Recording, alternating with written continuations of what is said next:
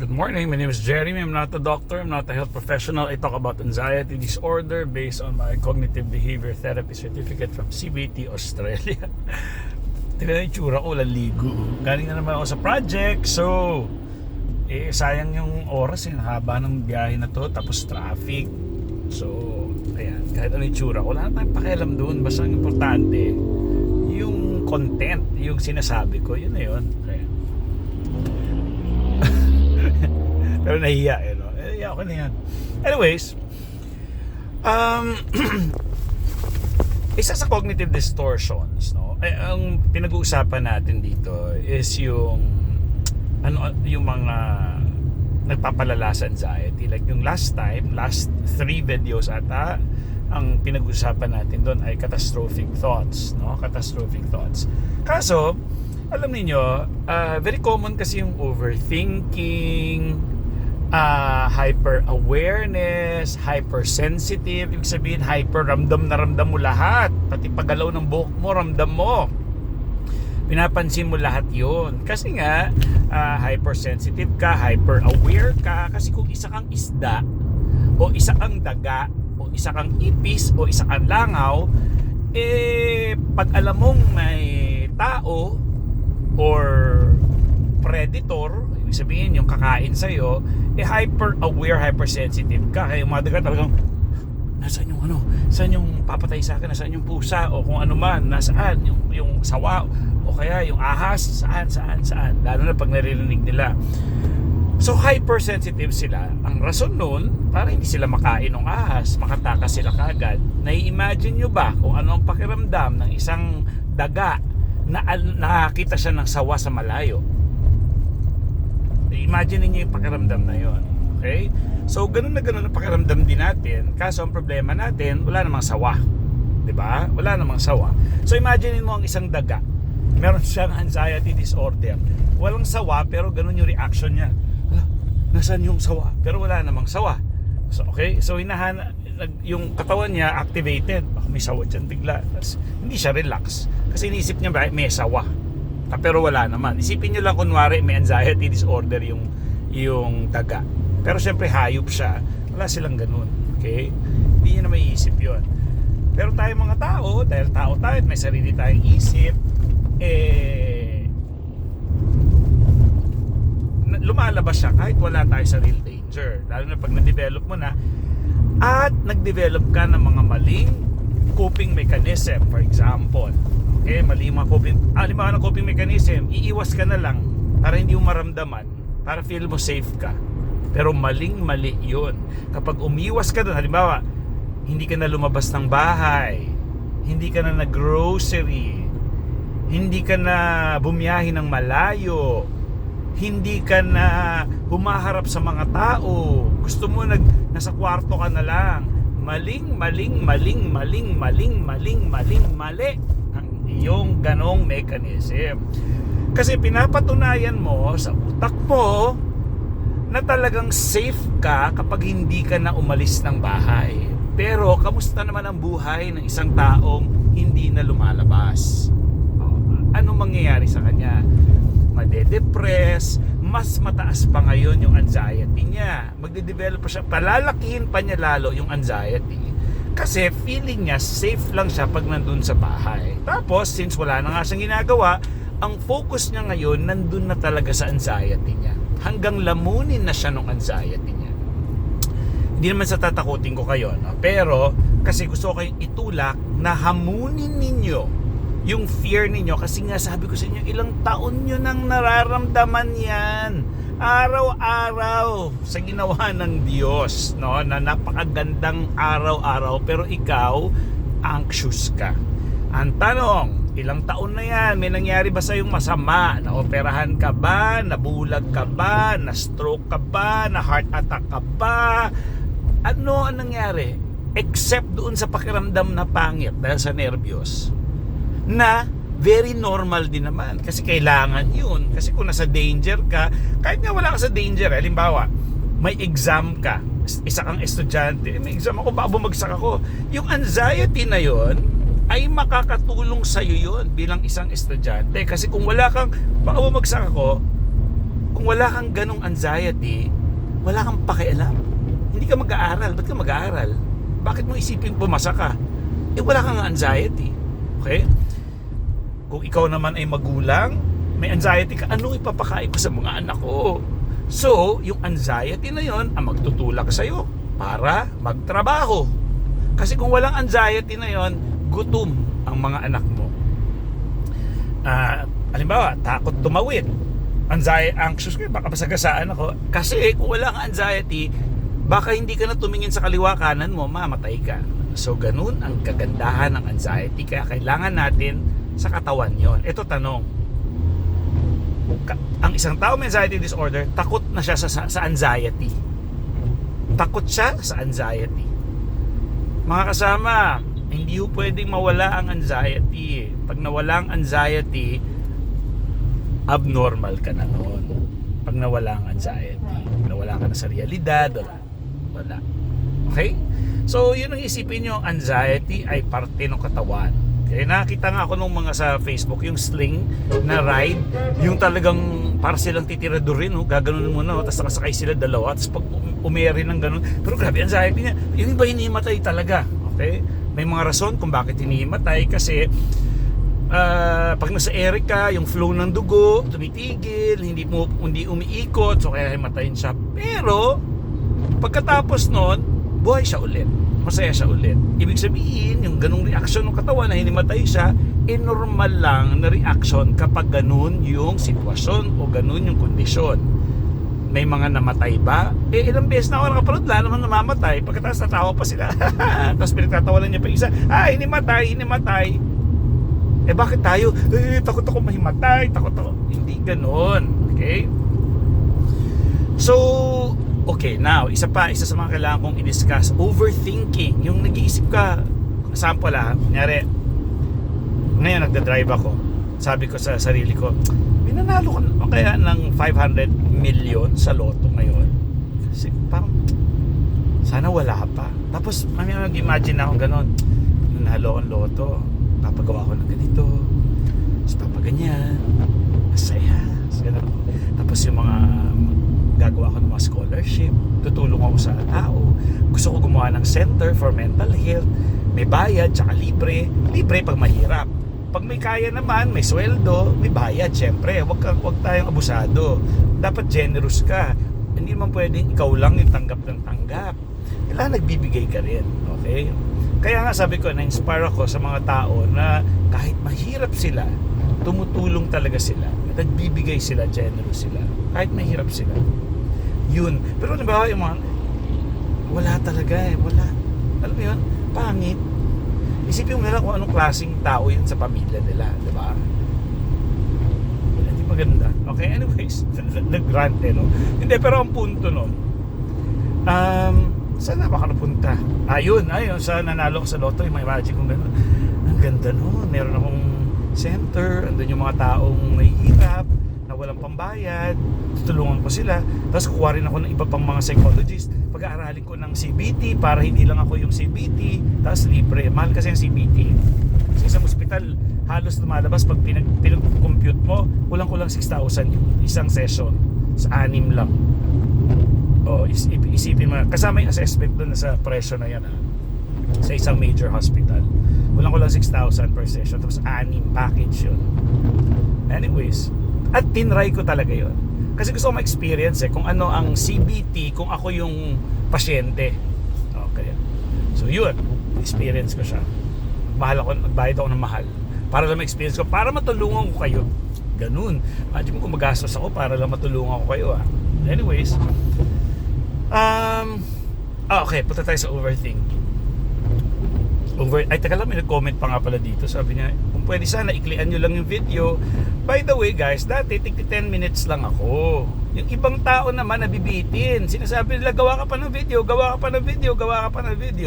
So hindi ko na alam kung ano susundin ko. Paikliin ko ba? Pabain ko ba? No?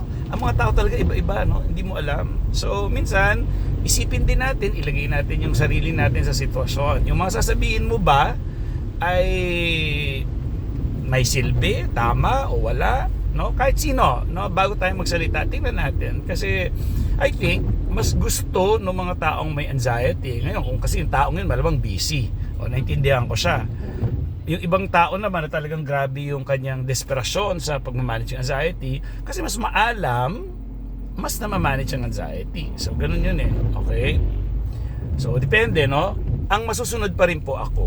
Okay? Wala kayong pakialam kung paano ko iraran. Kung gusto nyo sabihin na patagalin ko yung video ko or pabagalin ko yung video ko, sarili kong isip ang magdedesisyon kung ano yung ikagaganda ng pagtulong ko sa kapwa. Okay. Ngayon, kung sasabihin nyo sa akin, kumikita ako, wala pong kita.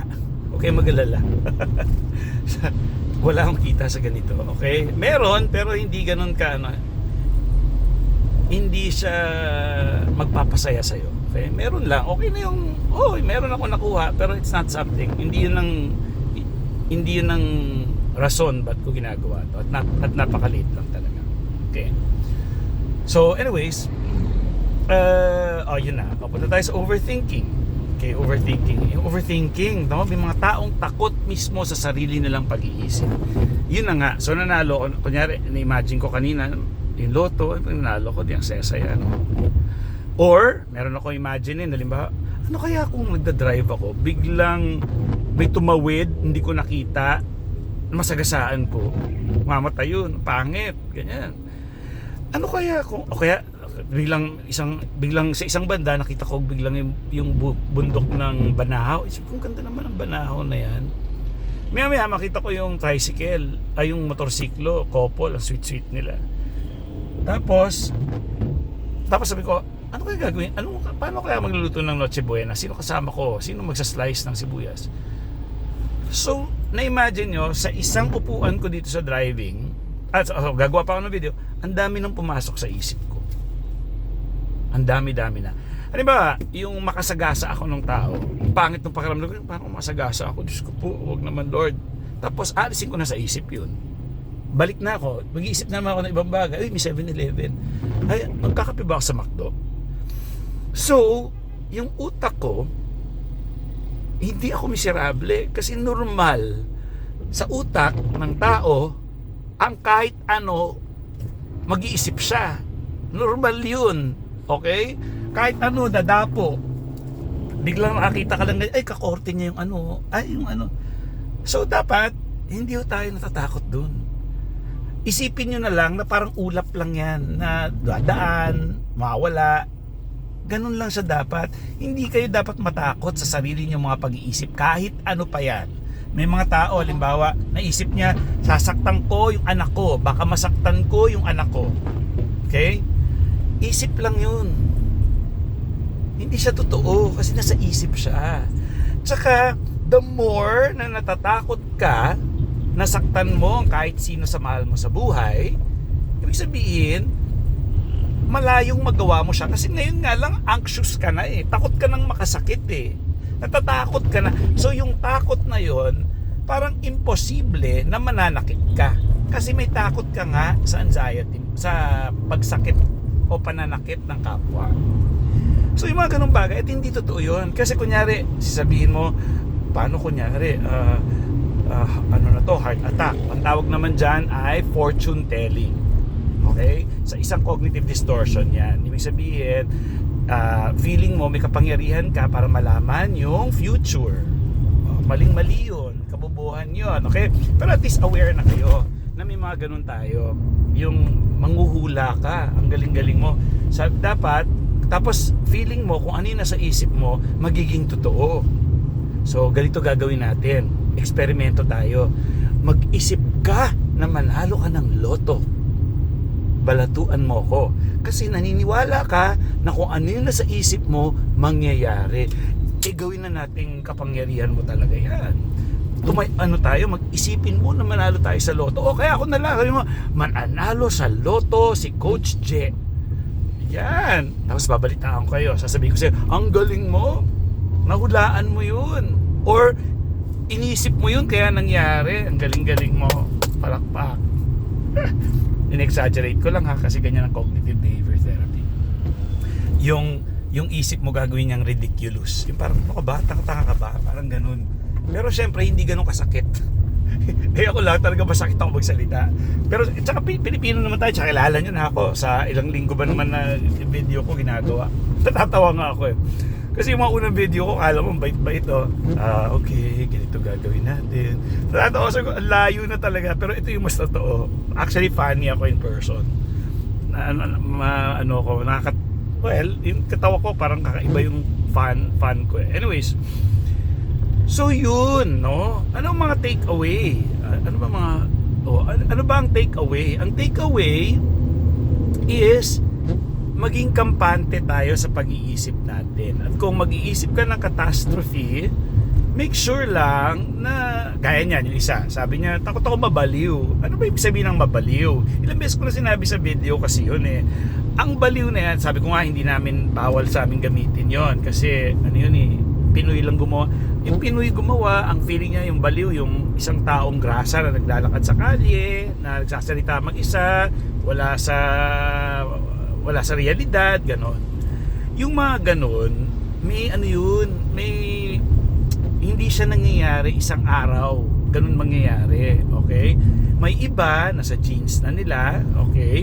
Pero hindi porket nanay mo may ganon, magkakaroon ka kaagad.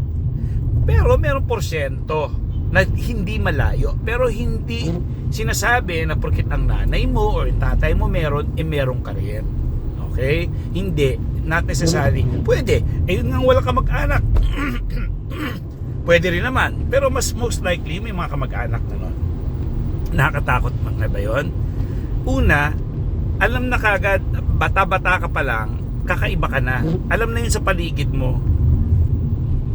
Okay? Alam na sa paligid, medyo nagsasalita siya mag-isa, may kausap siya talaga, ganyan-ganyan. Or nakakaamoy, lahat ng senses, nakakita, nakakaamoy, nakakarinig, nakakalasa, nakakapakiramdam, yun, no? Ang isang taong may schizophrenia, okay? Ang bipolar naman may mga moods yan, no? May mga mania na tinatawag, yung biglang high energy, biglang bagsak. So makikita yung manifestation yan sa isang taong meron, okay? Ngayon kung kayo ay nagda-drugs at medyo naapektuhan na yung utak ninyo, para kayong sasakyan na kapag sira, halimbawa yung karburador nyo, actually hindi ko alam kung ano yung karburador, pero narinig ko lagi sabi karburador. Anyways, kunyari sira yung parte ng makina nyo, kaya yung sakyan nyo ganun. Pag sira brakes, hindi ka makaka-brake. So ang utak natin ganun din. Kung may sira siya dahil sa pagkakadrugs mo, nasira na yung utak mo, ngayon nakakita ka na ng mga tao, makakaamoy ka na kasi nasira eh. Parang okay, hindi ka, di ba ang stroke, pag na-stroke hindi na nagagalaw to, kasi may naapektuhan yung mga nerves niya o yung mga cells niya, whatever, dun sa brain niya, kaya hindi nagagalaw. So ganun yun. So pwedeng sa aksidente ka, may naputol, may nasira dun sa utak mo, kaya ngayon yung katawan mo hindi na normal kasi may nasira eh. So drugs, sa genes, sa dugo, ganun. Pero kunyari sa anxiety lang, di sana lahat ng nagulat ngayon yung sinasabi nyo baliw na. Ang saya-saya nga tayo manggulat, mga nanay natin, mga lola natin, ginugulat natin, di ba? Mga bata, ginugulat natin. Di ba? Sana lahat ng ganun na yung sinasabi ninyong baliw, okay? Wala po, hindi po kayo aabot sa ganun. Kung wala kayong ganun, gets nyo? Yung sabihin, bata pa lang yan, alam na kung sa genes siya. Ngayon, kung na-aksidente siya, medyo nakakita siya ng tao, pero kunyari, hindi imagination kung paano nyo ako nakikita ngayon, ganyan. Pero wala pala talaga. Ganyan ang taong may schizophrenia. Nakakita siya talaga ng wala. So, hindi maiwasan yun. Kaya kayo, kung wala kayong ganun, huwag nyo nang pilitin. Kasi kahit anong piganin nyo sa katawan ninyo, hindi kayo magiging ganon. Unless mag-drugs kayo, sirain yung utak ninyo, na-aksidente kayo ng malala, ganun. At na ganun yung utak mo, mga ganun ba? Okay? Naintindihan nyo? Sana tanggalin nyo na yung isip na mababaliw ako. Walang ganun, okay? At kung sakali na may schizophrenia ka or bipolar, ang daming artista na mga sikat na naglabasan na meron silang bipolar. Ano yung sabihin nun? Porket ba bipolar ka, wala ka ng kwenta, sira ka na? Hindi po.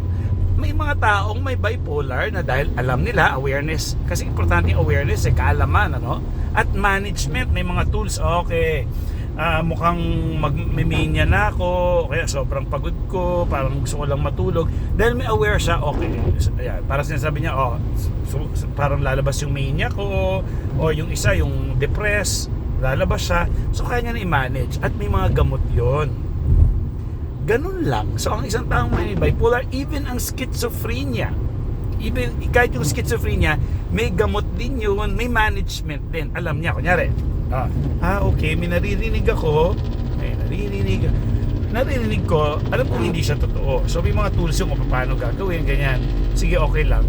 And then, happy na siya. Makarinig siya. O kaya, may mga tao rin, halimbawa, yung mga psychotic na, dalawa kasi rin, neurosis at psychotic. Yung psychotic, nawawala talaga sa realidad. Kapag ang tao, halimbawa, kikidnapin ako ng alien, siguro gusto nyo akong patayin, no? Siguro meron kayong conspiracy. Ganon. At siya yung tagapagligtas ng mundo. Kapag ganon na yung tao, medyo kailangan na siyang dalhin sa psychiatrist. Kasi universal yan, common yan. Ikaw ba ganun na? Kapag pakiramdam mo, ikaw yung tagapagligtas. Kunyari, naisip mo ako, yung video na to, ay, ito si Coach J, ano to? Spy. Siguro kukunin ako niyan. Kapag ganun na yung pag-iisip mo, kailangan na po natin ng tulong ng isang psychiatrist at mabigyan tayo ng gamot. Okay? So kasi medyo nag-OOA na yung mga chemicals natin na dapat for safety lang, nag-OOA siya. So kailangan kontrolin yun, yung mga chemicals na yun sa katawan. Okay?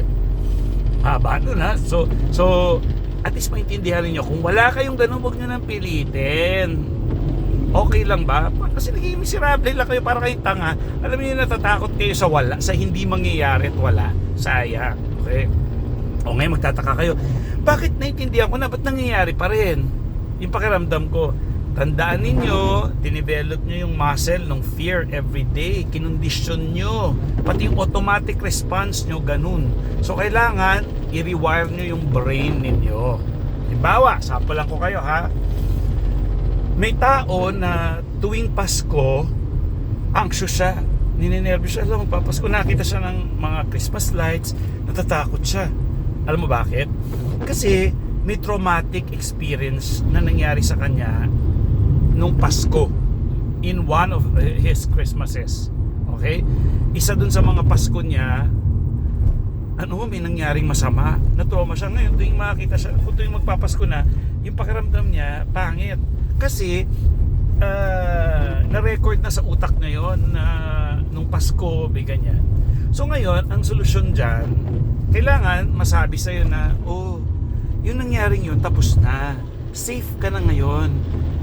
Wala ka na sa danger. So kailangan mo sabihin sa sarili mo, nangyari nga yun. Kailangan mo i-process pero ngayon safe na ako wala na ako sa danger. Huwag na ako matakot. Yung pakiramdam ko, nanggagaling ito doon. Ang pinakamagandang gawin yan, palitan mo ngayon yan ng magandang memory. Halimbawa, gusto ko yung mga pamangkin ko, gusto ko yung mga apo ko, gusto ko yung mga anak ko, sama-sama kami sa Pasko. Para natatakpan ngayon or napapalitan ngayon yung response mo sa Pasko ng magandang experience, magandang alaala. Ngayon, ang i-associate mo na sa Pasko, hindi na yung masamang nangyari. Ang i-associate mo sa Pasko, sama-sama pamilya, kakain kayo ng bibingka magkakasama, may Noche Buena kayo. So yun yung ipapalit. So it's a process, no? Hindi siya pwedeng ngayon narinig nyo, gagaling na ako bukas kasi sabi ni Coach kaya kasi Coach J ganito. Hindi, may process pa siya. Okay? Kaya doon papasok yung galing ng psychologist or ng psychiatrist kasi hindi na masyadong nag-therapy. Meron, pero hindi lahat. Unlike kung psychologist. Lalo na kung may cognitive behavior therapy siya, yun ang gamitin ninyo. Maghanap kayo, kunyari gusto nyo magpa-therapy. Kasi ako hindi ako nag-therapy, nagko-coach lang ako, no? Kung gusto niyo magpa-therapy, maghanap kayo ng cognitive behavior therapy kasi yun ang proven, evidence-based na effective siya to handle depression, anxiety, ganun. Okay? Actually, kahit yung normal lang na stress sa buhay na parang talagang na-overwhelm na siya, pwede rin siya matulungan nun. Kasi actually, yung style na ginagawa ko sa inyo, CBT yan, tinatawag na yan.